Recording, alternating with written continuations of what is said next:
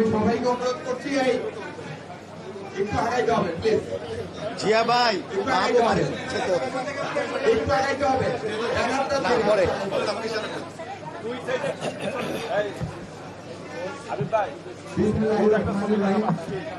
বাংলাদেশের বিচার বিভাগ ও গণতন্ত্র ধ্বংসের মূল কারিগর সাবেক প্রধান বিচারপতি এবিএম খায়রুল হককে গ্রেপ্তার ও বিচারে সোপর্দকরণ এবং ফেসিবাদের দোষর উচ্চ ও নিম্ন আদালতের দলবাদ ও দুর্নীতিবাদ বিচারকদের অপসারণের দাবিতে আজ সংবাদ সম্মেলন। আজকের এই সংবাদ সম্মেলনে উপস্থিত রয়েছেন বাংলাদেশ জাতীয়তাবাদী আইনজীবী ফোরাম কেন্দ্রীয় কমিটির যুগ্ম মহাসচিব জনাব অ্যাডভোকেট আব্দুল্লাহ মাহবুব, উপস্থিত রয়েছেন নামগুলা সেক্রেটারি বলবে। উপস্থিত রয়েছেন যুগ্ম মহাসচিব শহীদুজ্জামান, উপস্থিত রয়েছেন যুগ্ম মহাসচিব অ্যাডভোকেট মোহাম্মদ আলী, উপস্থিত রয়েছেন সহসভাপতি জনাব অ্যাডভোকেট গোলাম মোহাম্মদ চৌধুরী আলাল, উপস্থিত রয়েছেন সিনিয়র যুগ্ম মহাসচিব দেশের রুহুল কুদ্দুস কাজল, উপস্থিত রয়েছেন সাংগঠনিক সম্পাদক গাজী কামরুল ইসলাম সজল, উপস্থিত রয়েছেন সদ্য ঘোষিত বাংলাদেশ জাতীয়তাবাদী আইনজীবী ফোরাম সুপ্রিম কোর্টের সম্মানিত আহ্বায়ক জনাব সিনিয়র অ্যাডভোকেট এম বদরুদ্দোজা বাদল, উপস্থিত রয়েছেন সিনিয়র অ্যাডভোকেট বেশর আব্দুল্লাহ আল মামুন, উপস্থিত রয়েছেন আইনজীবী ফোরাম কেন্দ্রীয় কমিটির বিপ্লবী মহাসচিব জনাব ব্যারিস্টার কায়সার কামাল, উপস্থিত রয়েছেন বাংলাদেশ জাতীয়তাবাদী আইনজীবী ফোরাম কেন্দ্রীয় কমিটির সম্মানিত সভাপতি সিনিয়র অ্যাডভোকেট জনাব আলহাজ জয়নুল আবেদিন স্যার। স্বাগত বক্তব্য রাখবেন বাংলাদেশ জাতীয়তাবাদী আইনজীবী ফোরাম কেন্দ্রীয় কমিটির বিপ্লবী মহাসচিব জনাব ব্যারিস্টার কায়সার কামাল। শুরু করে দেন না তুমি। সম্মানিত নেতৃবৃন্দ, উপস্থিত সাংবাদিক ভাই ও বোনেরা, আসসালামু আলাইকুম। আপনারা ইতিমধ্যেই সাবজেক্ট ম্যাটার সম্পর্কে অবগত হয়েছেন। মূলত আমরা বাংলাদেশ জাতীয়তাবাদী আইনজীবী ফোরামের পক্ষ থেকে আজকে এই সংবাদ সম্মেলনের আয়োজন করা হয়েছে। ইতিপূর্বে আমরা প্রোগ্রাম করেছি একই বিষয়ের উপরে। আমরা আইনজীবী সমাজ অত্যন্ত হতাশ, ক্ষুব্ধ, এবং আমরা মনে করছি আইন মন্ত্রণালয় এবং স্বরাষ্ট্র মন্ত্রণালয় তারা যথাযথ দায়িত্ব পালন করছেন না বিধায় খায়রুল হক সাহেবকে এখনো আইনের আওতায় আনা হয়নি, যে কারণে বাংলাদেশের আইনজীবী সমাজ হতাশ এবং ক্ষুব্ধ। আর তারই প্রেক্ষিতে আজকের এই সংবাদ সম্মেলন। আপনারা জানেন 5ই আগস্টে শেখ হাসিনা পালানোর পর এদেশের আবাল বৃদ্ধ বনিতার দাবি ছিল শেখ হাসিনার মতোই দোষী হচ্ছে খায়রুল হক। তার হাত দিয়েই জুডিশিয়াল কুর মাধ্যমে বাংলাদেশে তত্ত্বাবধায়ক সরকার ব্যবস্থা বিলোপের মাধ্যমে গণতন্ত্রকে হত্যা করা হয়েছে। শেখ হাসিনা গণতন্ত্র হত্যার জন্য যেভাবে দায়ী, ঠিক তেমনি ভাবে খায়রুল হক সাহেবও দায়ী। কিন্তু অত্যন্ত পরিতাপের বিষয়, আইন মন্ত্রণালয় এবং স্বরাষ্ট্র মন্ত্রণালয় এখন পর্যন্ত তাকে আইনের আওতায় আনার কোনো ধরনের তারা কোনো পদক্ষেপ নেননি, যদিও খায়রুল হক সাহেবের বিরুদ্ধে মামলা দায়ের করা আছে। যাই হোক, এই বিষয়ে এখন লিখিত বক্তব্য পাঠ করবেন আমাদের বাংলাদেশ জাতীয়তাবাদী আইনজীবী ফোরাম কেন্দ্রীয় কমিটির সংগ্রামী সভাপতি, সুপ্রিম কোর্ট বার অ্যাসোসিয়েশনের সাবেক নির্বাচিত সভাপতি, বিএনপির ভাইস চেয়ারম্যান, সিনিয়র অ্যাডভোকেট জনাব জয়নুল আবেদিন স্যার। ধন্যবাদ।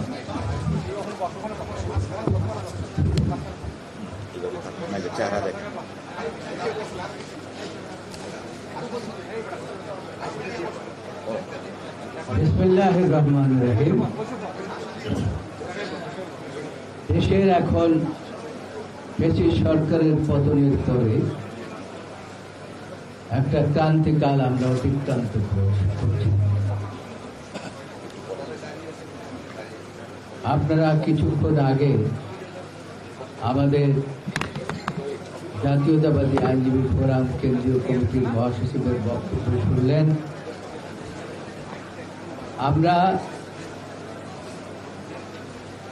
অত্যন্ত দুঃখ ভারাক্রান্ত হৃদয়ে আজকে এই লিখিত সংবাদ সম্মেলন উপস্থাপন করার জন্য আপনাদের সামনে উপস্থিত হয়েছি।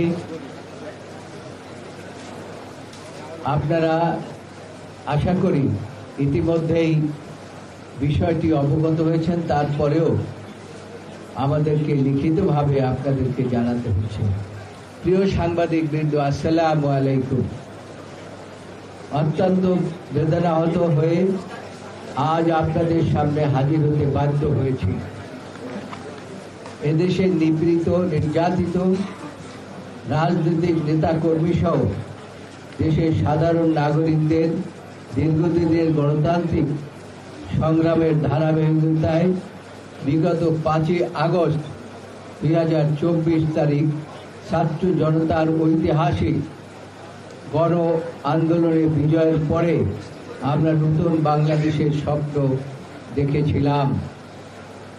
এখানে যে জিনিসটি আমরা লিখি নাই সেটা হচ্ছে ছাত্র জনতার সাথে, যদিও আইনজীবীরাও জনতা, কিন্তু তারপরে আইনজীবীদের ভূমিকা এই ফ্যাসিস্ট সরকারের পতনের জন্য ছিল অন্যতম, এবং তারা মামলা মকদ্দমায় জর্জরিত ছিলেন এবং জেলখানায়ও আবদ্ধ ছিলেন দীর্ঘদিন। কাজেই তাদের ভূমিকাও জাতি অস্বীকার করতে পারে না। আমাদের প্রত্যাশা ছিল ফ্যাসিবাদী শাসক যেভাবে দেশ থেকে পলায়ন করেছে, সেই ফ্যাসিবাদের দোষর উচ্চ আদালত এবং নিম্ন আদালতের বিচারক ও স্ব পদ থেকে স্বেচ্ছায় অব্যাহতি নেবেন, অথবা ছাত্র গণ আন্দোলনের মাধ্যমে গঠিত বর্তমান অন্তর্বর্তী সরকার বিচারাঙ্গনকে ফ্যাসিবাদ মুক্ত করবেন। এক্ষেত্রে সরকারের পক্ষ আইন, বিচার এবং সংসদ বিষয়ক মন্ত্রণালয়, স্বরাষ্ট্র মন্ত্রণালয় অগ্রণী ভূমিকা পালন করার কথা ছিল এবং আমরা তাই আশা করেছিলাম।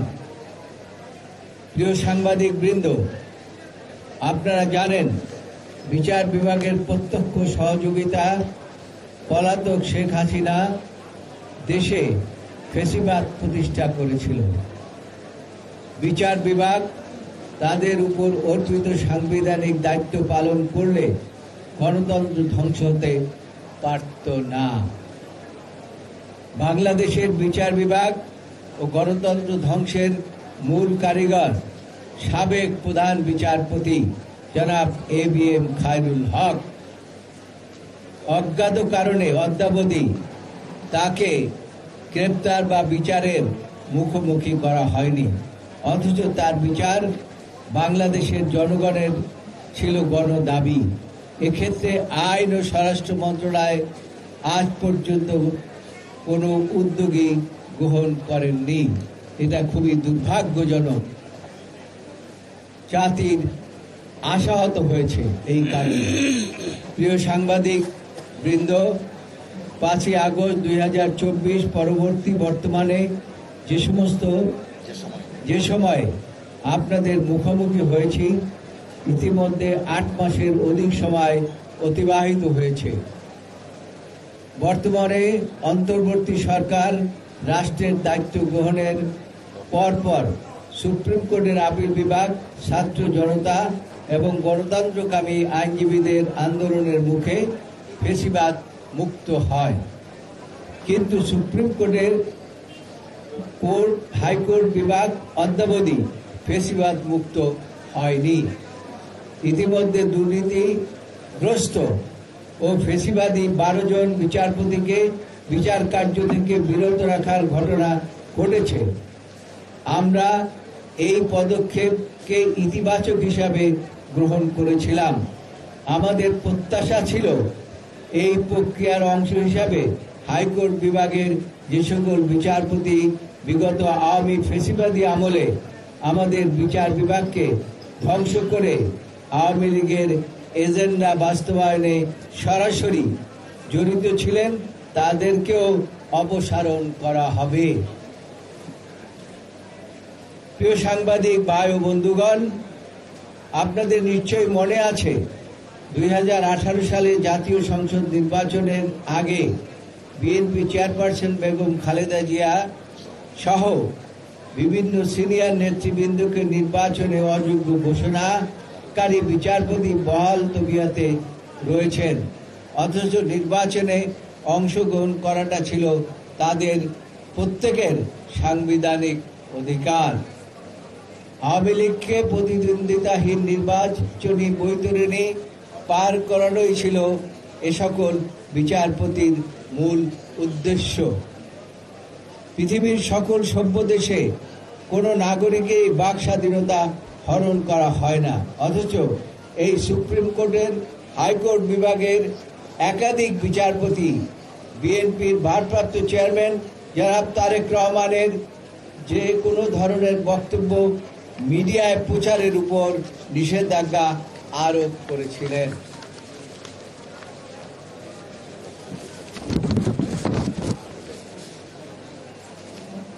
এই আরোপ করেছিলেন একজন বিচারপতি।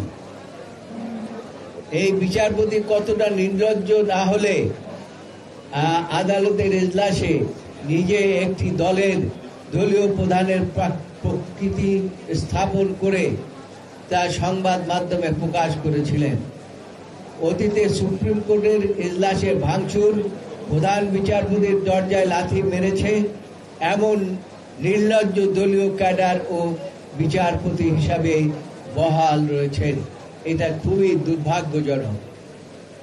আমাদের ভাবতে অবাক লাগে, দেশের জনপ্রিয় রাষ্ট্রপ্রধান এবং স্বাধীনতার মহান ঘোষক শহীদ রাষ্ট্রপতি জিয়াউর রহমানকে ডাকাত দলের প্রধান হিসাবে আখ্যাদানকারী বিচারপতিও বিচার কার্যে এখনো নিযুক্ত রয়েছেন।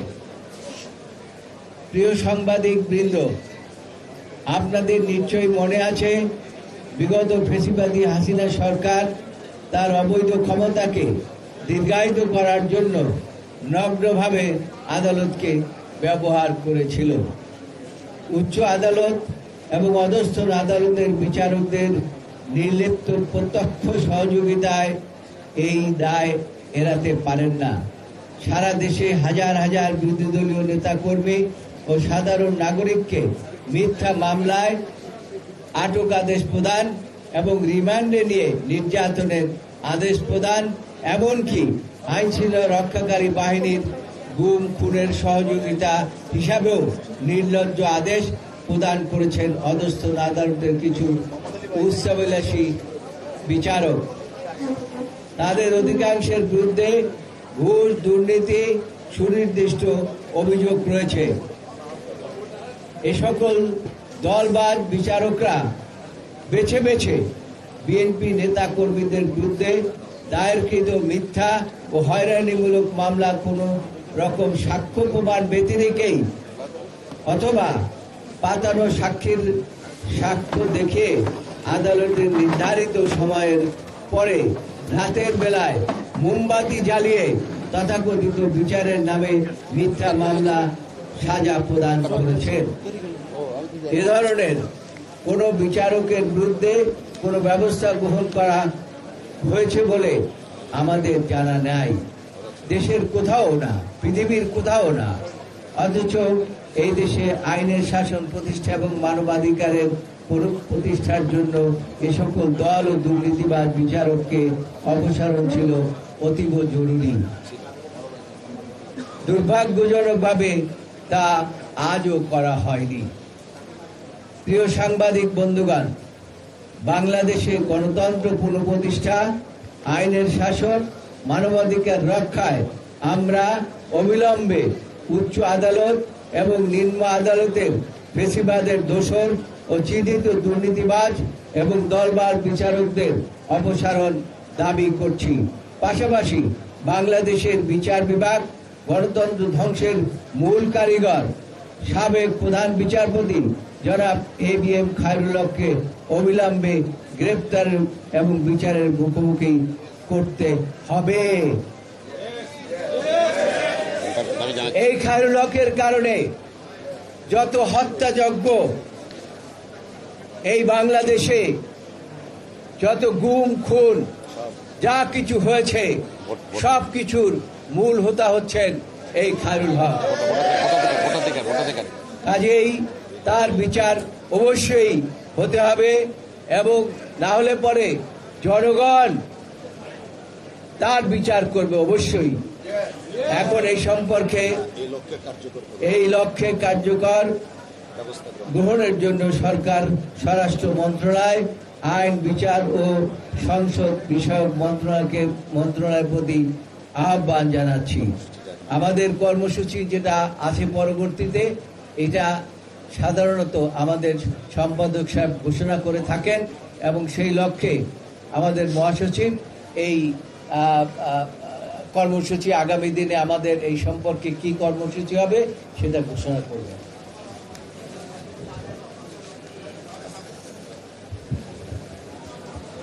ধন্যবাদ সম্মানিত সাংবাদিক ভাই বোনেরা, দীর্ঘক্ষণ আপনারা ধৈর্যের সাথে আমাদের লিখিত বক্তব্য শুনেছেন।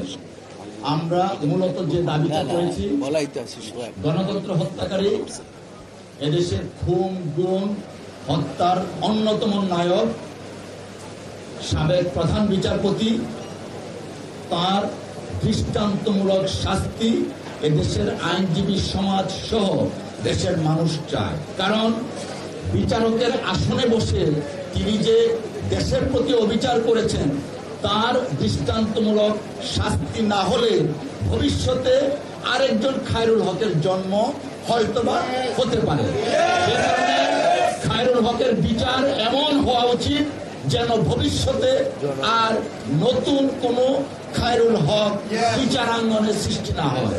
সেই লক্ষ্যে বাংলাদেশ জাতীয়তাবাদী আইনজীবী ফোরামের কেন্দ্রীয় কর্মসূচি হচ্ছে আগামী 29শে এপ্রিল সুপ্রিম কোর্ট, 29শে এপ্রিল মঙ্গলবার বাংলাদেশের সর্বোচ্চ আদালত সুপ্রিম কোর্ট সহ ঢাকা বার সহ সারা বাংলাদেশের প্রত্যেকটা আদালতে খায়রুল হককে আইনের আওতায় আনার লক্ষ্যে প্রতিবাদ এবং বিক্ষোভ কর্মসূচি গ্রহণ করা হয়েছে। আমরা প্রত্যাশা করছি আইন মন্ত্রণালয় এবং স্বরাষ্ট্র মন্ত্রণালয় অনতিবিলম্বে যথাযথ পদক্ষেপ নেবেন। অন্যথায় বাংলাদেশ জাতীয়তাবাদী আইনজীবী ফোরাম আইনজীবী সমাজকে সাথে নিয়ে আরো কঠোর কর্মসূচি প্রণয়ন করবে। আজকে উপস্থিত হওয়ার জন্য সকলকে আবার ধন্যবাদ জানিয়ে শেষ করছি। আল্লাহ হাফেজ। বাংলাদেশ জিন্দাবাদ। জি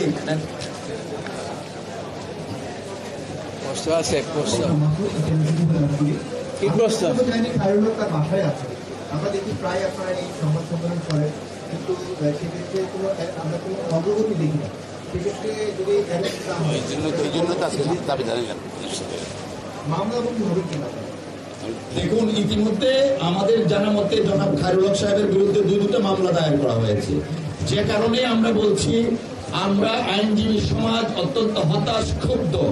আইন মন্ত্রণালয়, স্বরাষ্ট্র মন্ত্রণালয় তারা তাদের যথাযথ দায়িত্ব পালন করছেন না বিধায় খায়রুল হক এখনো আইনের আওতায় আসেনি। যে কারণে আজকে আমরা কর্মসূচি দিয়েছি এবং আরো কঠোর কর্মসূচি দেওয়া হবে তাকে যদি আইনের আওতায় না আনা হয়। আমরা জাতীয় ইন্ডিপেন্ডেন্ট টেলিভিশনে কাজ করি। আপনারা সম্প্রতি বিক্ষোভ মিছিল করেছেন, মানববন্ধন হয়েছে এবং আজকে সংবাদ সম্মেলন। আমি খায়রুল হক একটু যারা সাবেক দলবাদ বিচারপতি যারা আছেন, এখনো অনেকে আছেন এই হাইকোর্টে, এখনো বিচারটা যাচ্ছেন, অ্যাপিলেট ডিভিশনের সবাই পদত্যাগ করেছেন। আপনারা তাদের নাম আমরা কোথাও দেখি না যে সরাসরি প্রকাশ করছেন। এই একটা বিষয়, কেন নামগুলো প্রকাশ্যে আসে না আমরা চিনি, জানি, এটার মতো। আরেকটা বিষয় হচ্ছে, আপনারা সব মিলেই কি বিএনপি বা জাতীয়তাবাদী আইনজীবী ফোরাম গত 8 মাসে সেই রকম কোনো প্রেশার ক্রিয়েট করতে পারেনি বলেই এখন পর্যন্ত তারা আছে। বিষয়টা কি এরকম, মানে আপনাদের দুর্বলতার জায়গা থেকে? দেখুন, আপনি যথার্থই বলেছেন। যে সমস্ত মাননীয় বিচারকগণ হাইকোর্ট ডিভিশনে এখনো আছেন তাদের ব্যাপারে কিন্তু আমরা বাংলাদেশ জাতীয়তাবাদী দল বিএনপির পক্ষ থেকে বিএনপির সংগ্রামী মহাসচিব প্রধান উপদেষ্টার সাথে সাক্ষাৎ করে কিন্তু আমরা একটা তালিকা দিয়েছি। আইনজীবী সমাজ আমরাও কিন্তু বারবার বলেছি, নামের কথা যেটা বললেন, এই লিখিত যে সংবাদ সম্মেলনের বক্তব্য এটা সহজেই অনুমেয়। অতএব আমরা দৃঢ়ভাবে বিশ্বাস করি যথাযথ কর্তৃপক্ষ যারা আছেন অনতিবিলম্বে তাদের ব্যাপারে কার্যকর পদক্ষেপ নেবেন। আমরা জানি যে সাংবাদিকরা অনেক ইন্টেলিজেন্ট এবং আমাদের বক্তব্যের মধ্যেই কিন্তু যে নাম আমরা উল্লেখ করি না আপনারা বলেছেন সেই নামের উল্লেখ আছে। আপনারা এই লিখিত বক্তব্যটিকে যদি মন দিয়ে অনুভব করেন তাহলে পরে আপনারা বুঝতে পারবেন এখানেই নাম রয়েছে কোন কোন বিচারপতিরা এই দলবাজ ছিলেন এবং কাদের আমরা অপসারণ চাচ্ছি।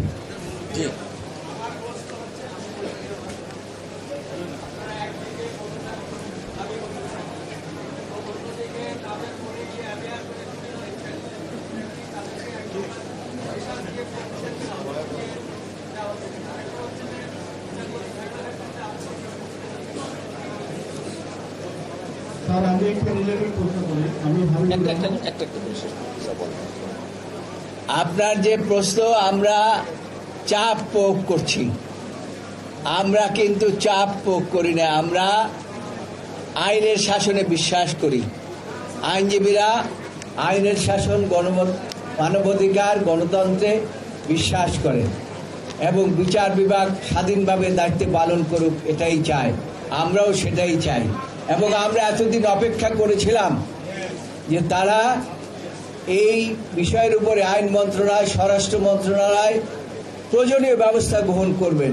প্রয়োজনীয় ব্যবস্থা গ্রহণ করেননি বলেই আজকে আপনাদের সামনে আমাদের উপস্থিত হতে হচ্ছে।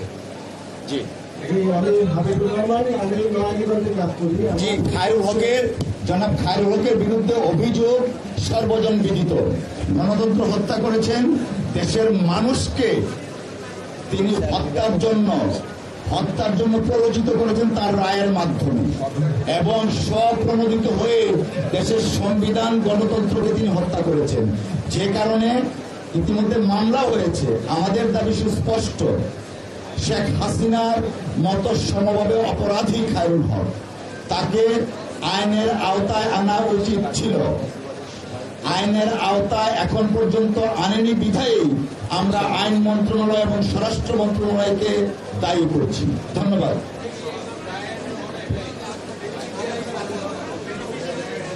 জি না, তার এই রায়ের পরে গণতন্ত্র যেভাবে হত্যা হয়েছে ঠিক শেখ হাসিনার ফেসিবাদকে প্রতিষ্ঠিত করেছে তার এই রায়। জি আপনার শেষ কথা যদি বলি, সংসদীয় সরকার মামলার রায় উনি বাতিল করে এবং 3 বার জাতীয় সংসদ নির্বাচন রাখার কথা ভাববার রায় ছিল। তারপরে উনি লিখিত রায় সেটা বাদ দিয়ে দিতে। এরপরে বাংলাদেশে যা হওয়ার সবাই আমরা জানি। এই দাবি আপনারা দীর্ঘদিন থেকে করে আসছেন ওনার বিচারে। তো এখানে আমরা জানি যে ওনার বিরুদ্ধে ঢাকা এবং নারায়ণগঞ্জে মামলা আছে। ওনাকে কেন গ্রেফতার করা হচ্ছে না? আমরা এই কেন করা হচ্ছে না ভাই, একই সাথে আমরা জানি এখানে আন্তর্জাতিক অপরাধ ট্রাইব্যুনালে যারা ফ্যাসিলিটির সাথে জড়িত ছিল, 5ই আগস্ট সহ সরকারের বিভিন্ন জড়িত, তার বিরুদ্ধে মানবতা বিরোধী অপরাধের মামলা হয়েছে। এই মামলার ভিতরে সাবেক বিচারপতি শান্তকুমার চৌধুরী মালিকের নামও আছে। আপনারা কি বিচারপতি খায়রুল হকের বিষয়ে ট্রাইব্যুনালে কোনো অভিযোগ দায়েরের চিন্তা আছে কিনা? দেখুন, ইতিমধ্যে খায়রুল হক সাহেবের বিরুদ্ধে মামলা দায়ের করা হয়েছে।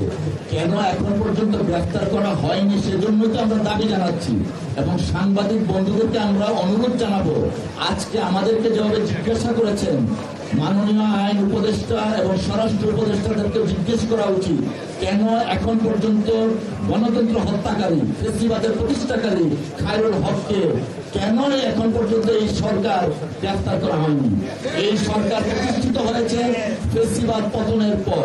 তাদের প্রথম দায়িত্ব ছিল খায়রুল হককে আইনের আওতায় আনার জন্য। ধন্যবাদ।